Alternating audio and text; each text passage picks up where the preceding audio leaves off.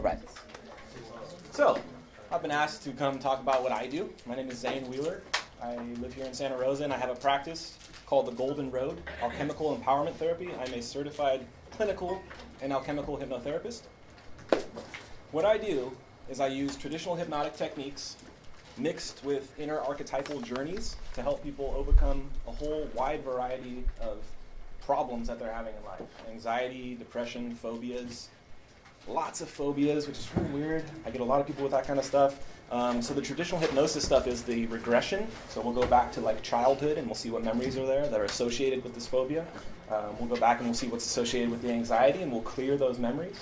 And I'll talk to you guys a little bit about how hypnosis works with alchemy, which is this esoteric sort of school of thought that you guys might not be too familiar with, which is alchemy, but I'm going to help you understand it a little bit better. We're going to go through some of the history of it. It goes way, way back to ancient Egypt. So we'll start there, and the history thing is it goes by quickly. It's not the meat and potatoes of the lecture.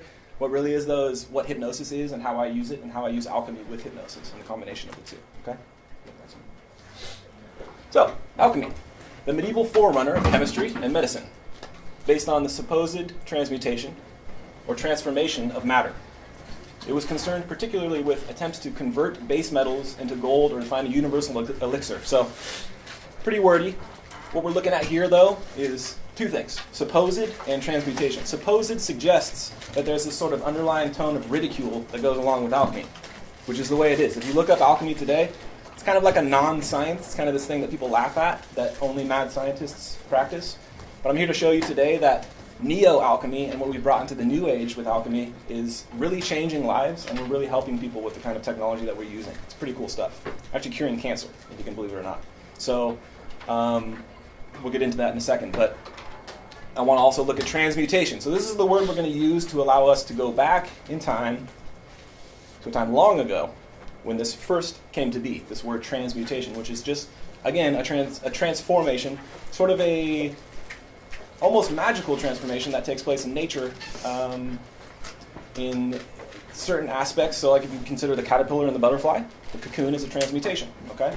But what we're doing with people and what I'm doing with my clients using alchemy is I'm helping them transmute their inner bad behaviors, their inner anxieties, their depressions into the gold of self-empowerment, the beauty in their life, new ways of seeing the world. It's beautiful, okay? So we're going to be talking a lot today about this underlying theme of spiritual transmutation. Internal alchemy is basically what we're going to be looking at. Brings us to transmutation, the action of changing or the state of being changed into another form. So it works in biology, like I said, naturally, in nature. Biology, the conversion or transformation of one species into another. And in alchemy, the supposed, again, alchemical process of changing base metals into gold. Now, this is a discussion, so if you guys have any questions, please raise your hand. I'd like to answer whatever you guys got, okay? Go for it. Metals could really get changed into gold? Yeah. That's real. Theoretically, mythically, right? There are a lot of writings about it. I'll get into it a little bit later, but they, at one point, alchemy transformed into this laboratory experiment. And what they were doing with the laboratory experiment that sometimes lasted their entire lives is they were trying to render what was called the philosopher's stone, which is the substance that they could put on lead, and it would change the gold miraculously. Pretty wild stuff. So I'll get into that in a minute. Oh. Thanks for that. Supposedly, Nicolas Flamel, who was a French alchemist that I read about, found the Philosopher's Stone. Yeah. And it's they say that he supposedly can live forever because of it. And obviously, there's no truth to back it up, but it's still interesting if you look through it because he was a very well-renowned doctor. Right. There's no truth to back it up. You're right. It is written down that some did find the Philosopher's Stone. It's this, very, very rare thing, and it took, again, a lifetime to sometimes synthesize and render. And even when they did, they were old men and they couldn't really use it. But it was also looked at during the medieval times as sort of a sideshow act. So some of those who did find it could come into the court of the king or the duke and perform for the subjects. Look, I can change lead into gold, And this apparently happened a few times in history, so it's very interesting stuff. But what we're focusing on, again, is the internal transmutation within the human condition. Okay? So it has nothing to do with lead or gold. It has everything to do with the emotional spectrum, right? Sadness, love, fear, happiness, right? So we're transmuting between these different emotional spectrums. Okay, go to the next one. Ancient alchemy. Next one. we're going back to Egypt. We're going to try to find the roots of this amazing science. Next one. Okay, so that brings us to the mystery schools of ancient Egypt. The Egyptian initiatory temples designed for the training and housing of priests in the priest caste. As you know, there's a caste system in Egypt. You guys learned about that stuff. And you had the royalty, the pharaohs. You had the warrior class. You had the workers, or the peasants, or whatever. And then you had the priest caste, as well as the protection of esoteric knowledge. This is what the mystery schools were for. Now, they were initiatory schools, like I said up there, which means that not everyone could be inducted into them. Okay, you had to be of the right blood lineage. You had to have had a proclivity toward magic already. And what's interesting about Egypt is that religion and magic were thoroughly intertwined. So you had people that were toiling in the fields that weren't getting the crop that they wanted. They then go to the priest caste and say, "What's going on here? Can you communicate to the gods for me? Can you give me some sort of ritual to help my crops grow?" They do these kind of things. This was the magic that was being performed. And as this magic was being performed, we start to see that they weren't creating the magic. They didn't first develop the magic and then teach each other. It was brought to them. And what does that mean? How was it brought to ancient Egypt? Wasn't it like this is one of the first civilizations? What does that mean? But I wanted to use the Ankh as a symbol. Now, the symbol means many things. One of which is it represents the human soul complex. So it's rather different from the Christian cross. You have the loop at the top, which could represent in some ways of thinking, some schools of thought, as the spirit, and the rest is the body. So the human soul complex, the whole spirit, body, mind complex. Okay. But now we're getting into the transmutation, though. What this symbol really represents is the transmutation of spirit from lifetime to lifetime. And the Egyptians believed in reincarnation, as you know. They did the mummification rituals, which helped the person move from their lifetime to the next one, and hopefully have a good afterlife or interlife period, right? We'll go to the next one for me. So who brought alchemy? Who brought this wisdom to Egypt? None other than Thoth, okay? So we have this amazing guy, right?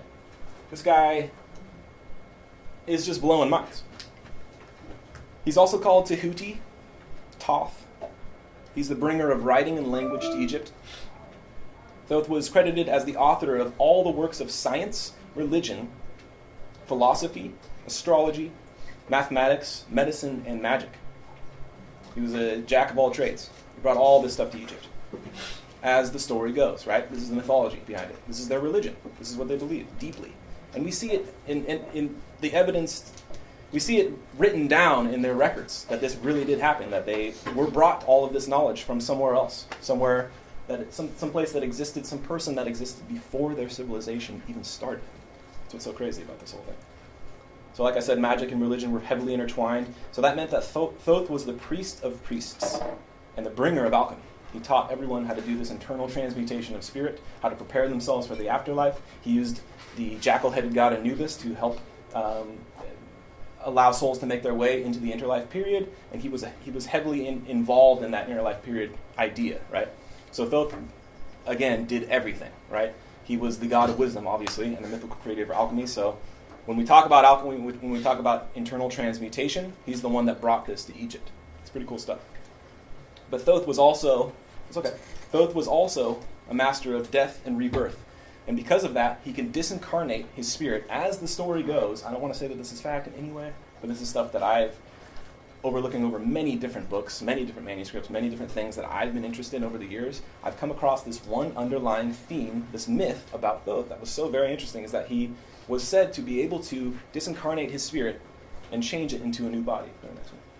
And the second incarnation of Thoth was Hermes in ancient Greece. Okay, so we see that these two gods coincided in many different ways. Hermes was the messenger god, and again, Thoth brought writing and language to Egypt. So they have a lot in common, and I want you to see the caduceus, the staff that he's donning here. And I want you to remember that caduceus for later, because this is the final outcome of alchemy, and this also is what links Thoth and Hermes together, which is pretty cool. We go to the next one. His third incarnation, the thrice great, was Hermes Trismegistus. Okay, existed in Alexandria, Egypt, in 150 BCE. Around that time, and what's really strange about this guy is that we don't know if he even existed. He was worshipped in this place called Hermopolis in that time by the Greeks who were occupying Egypt at the time in the Ptolemaic dynasty. Now, the Greeks were there, and they had brought their gods over to the Egyptian gods, and they think that this was a combination of both the Egyptian god Thoth and Hermes, and he was represented in this figure you see here. Okay, but why? Why are they combining them? You know, and also there's a lot of writings that were apparently attributed to this man here, and some of those writings were philosophical writings. He also was the creator of the Hermetic philosophies, which is something you might have heard of, Hermeticists.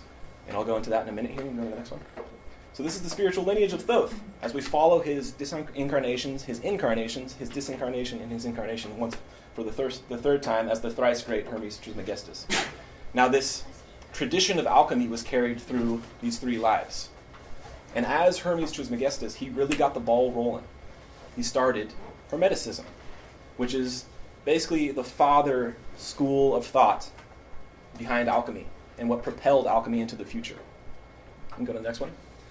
Hermeticism. You may notice the symbol here, Star of David. Okay. Now this gets into stuff that I didn't put in this lecture because I can go on for hours about this. This is the parting of ways of these 2 ideologies, from Hermeticism in Egypt to ancient Judaism, or Kabbalah, which is mystical Judaism, in obviously the Holy Land. Okay, and so we have these 2 combining symbols right here. What's very cool about this is that they do work perfectly together, because the Hermeticists' underlying tone, the whole thing they worked their lives around was as above, so below, or as within, so without. And what does that mean? It means that the way Hermeticists saw the world was that if you could change what was inside of you, you could see a different reality outside. Our reality comes from within, initially. Okay? This is what they believed way back in the day. Really cool stuff. And this is what all alchemists talk about, because if you're transmuting your internal composure, then you're starting to have a better life outward.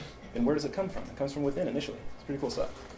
So, obviously religious, philosophical, and esoteric tradition based primarily upon the writings of Hermes Trismegistus, the thrice great, the 3rd incarnation of Thoth, the best one, I'd say. We can go to the next one. This led into what we now know as Gnosticism. Okay? So the Gnostics, who were they? You guys might have an idea, and please, any questions at any time, let me know. The Gnostics were a religious sect, a religious subculture, I'd call them, that existed around the 1st century in the Common Era, right around the time of Christ, or Yeshua, or Emmanuel, whatever you'd like to call him. And what they did was they started their religion based on these Hermetic principles from a bit earlier on, before Christ. And there were these people that would go within and use their internal intuition to guide them through life. It's pretty cool stuff. And they called that gnosis, okay? And they used gnosis to help guide them through life, but also transmute their spiritual nature from bad to good. So we see this, again, this theme of spiritual transmutation that the gnosis, that the Gnostics followed as well. Now, it gets a little rough, because what happens is the church comes around, right? And they decided they don't want any pagans around. And they considered Gnostics pagans, because the Gnostics believed that we didn't have to look outside of ourselves for a deity, that the deity was always within us, that we could worship ourselves as the god and goddesses that we are on this earth. Pretty awesome. And so I have here the Gnostic Cross, which is the representation, the symbolic representation of the Gnostics, obviously. So this represents the body, mind, and spirit, encompassing it all, okay? And it's tough with the Gnostics, because I really adhere to a lot of their thought patterns and the way they do things, but they were all completely eradicated. They were wiped out by the church.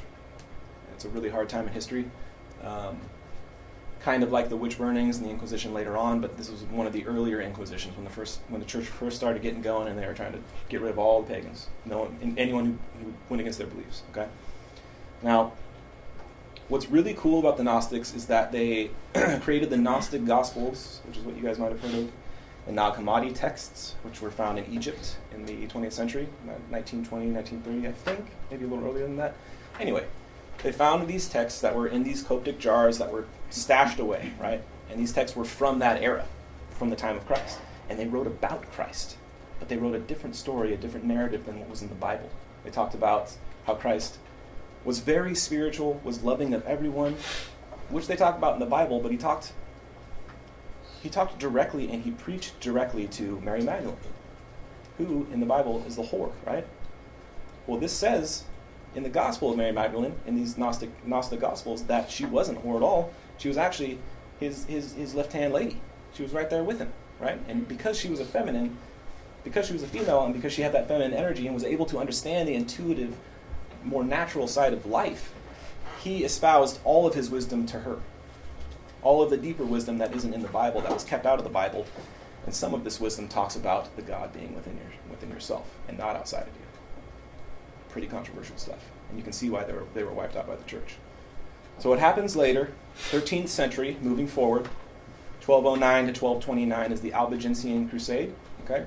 The Albigensians, or the Cathars, were this group of Gnostics that made their way into southern France and were just hunted down by the Roman Church. Killed, murdered, burned, whatever they wanted to do with them. Crucified, of course, but wiped out completely. Okay? Now, this is a pivotal time for alchemy because the Gnostics were practicing alchemy. They were practicing spiritual transmutation, like their predecessors, okay? Like the Hermeticists. I have a question. Yeah, of course. Isn't that like the Celtic knot now? Like the Celtic Cross, one of them? It's kind of like it, isn't it?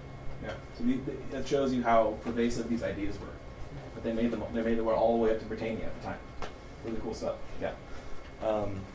And the Celts believed in that kind of stuff too. They were all about that inner stuff. Well, I mean, the Celts specifically worship the earth as the only god that they have. I mean, they worship this thing called the Tuatha De Danann, which translates roughly to family of Danu, which basically means family of the earth. And even though they worship these Tuatha De Danann as gods, and none of the text that never refers to as a god, the only god they ever refer to is the earth. Mm-hmm. It's like, and the Irish and the Celts and all them were wiped out. The paganistic religions there were wiped out too between St. Patrick spreading Catholicism and then the Roman Church also just going. But think about that. Think about panentheism is what you're talking about. Like God is in everything, right? God is also in us, right? That's completely against what the Bible taught, right? It's completely against what the Roman Church believed. And you're right, they didn't like that at all. And they were eradicated too, not fully, but they got a lot of them. The Tuatha De Danann is cool too because it's the 13th tribe of Dan that comes directly from the Phoenician colony that then sailed up to Britannia and started that. That's a whole different lecture. That's cool stuff. So you're right. There's correlations there for sure. So in the aftermath, in the wake of the Gnostic genocide and other atrocities like it, alchemists were forced to practice in secret. Okay, so they were forced underground into their own basement laboratories that they constructed. Okay, to start building these things like the Philosopher's Stone. Right. But the thing about it is that because these things happened to these pagans who were putting the God within themselves and worshiping themselves instead of a deity outside of themselves, like Yahweh, they had to say that they were conducting scientific experiments, okay? And that way they wouldn't be killed by the church or hunted down. Oh, I'm just doing science in my basement, don't bother me, okay?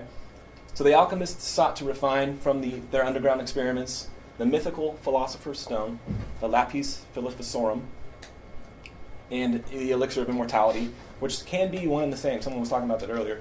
In Harry Potter, I'm just learning about this, but Harry Potter, they combined the two, I guess. And so, technically, in alchemical history, the Philosopher's Stone was, again, a substance, like a powder, probably. And it was the culmination of all of their experiments, their lifelong experiments, was to be able to change this lead into gold. It was just completely miraculous. So this is what these alchemists were doing, and what they had to say that they were doing in their laboratories. They couldn't say that they were doing any kind of spiritual work whatsoever because that would go against the church and to be hunted down again. Okay, so they had to do it in secret. The Elixir of Immortality was probably something like a tonic that you would drink, right? Pretty crazy stuff. This is getting real outlandish that you could think that you could be immortal from drinking a tonic and all this stuff. But this is the kind of stuff that was happening in these sort of like in the underbelly of medieval society in Europe. Pretty cool stuff, right? And it was all based on Hermetic principles.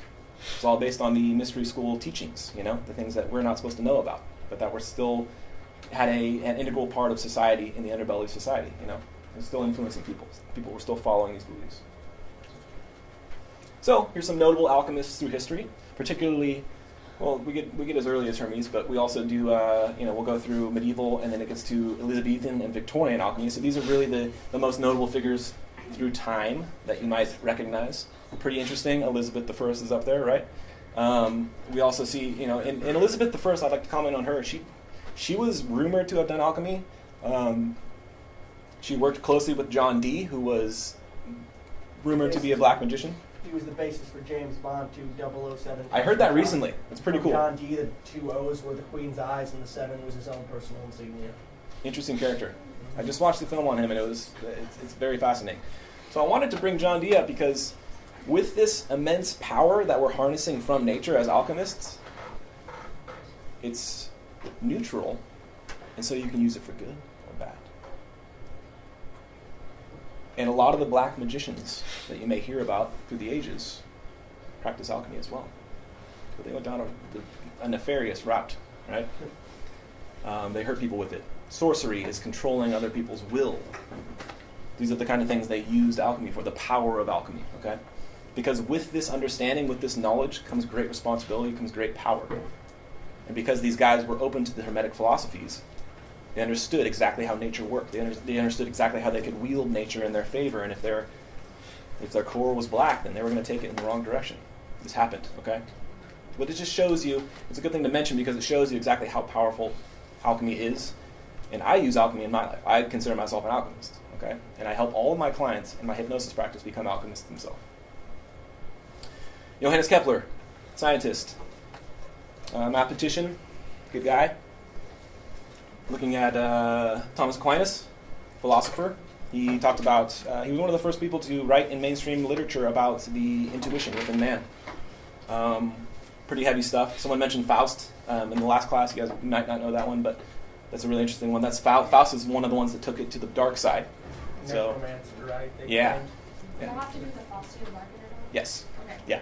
Faustian bargain was the bargain he made with the devil, right? Yeah. To gain the powers of internal transmutation and alchemy and that power within, but he took it in the wrong direction. It's a very, very cool story. Sir Isaac Newton, big one. So he, obviously was the first to theorize about gravity and name it what it is. It's gravitational forces. Cool about him though is that he came up with like a lot of laws of motion in optics that are still in use today, Newtonian physics. And some of them have been disproven, but they're also like laws that work on a macro scale instead of a micro scale and all this other stuff, right? But Sir Isaac Newton was one of the guys that like devoted his whole twilight years to alchemy and tried to make the Philosopher's Stone basically. And it is rumored that he did before he died, which is pretty cool. And there's another thing that's it gets pretty seedy towards the end of his life too, because he gets involved with some of the secret societies who were also into alchemy and Hermeticism, and it's rumored that he might have been murdered too. I don't know if you heard that one. So that's a really interesting sort of tangent in history. Marie Curie is not an alchemist. I put her on the list because she proved that transmutation happens naturally. So that's pretty cool. She needed to go on the list. And then we see Al-Ghazali here too. So this shows that there was also an Arabian sort of an idea around alchemy. A lot of the first alchemists actually came from some of the belief systems that existed in Arabia at the time. And a lot of the new alchemists that were initiated into the inner circles of alchemists in medieval times were initiated by Arabians, which is kind of cool. So there was a huge tradition of alchemy in Arabia too. I don't go into that in this lecture because it's a whole lecture unto its own. Next one. Okay, so moving forward, alchemists continue to practice in seclusion as time progressed, considered by society as nothing more than mad scientists. This thing had been shoved underground. They didn't, it's something that they couldn't talk about, right?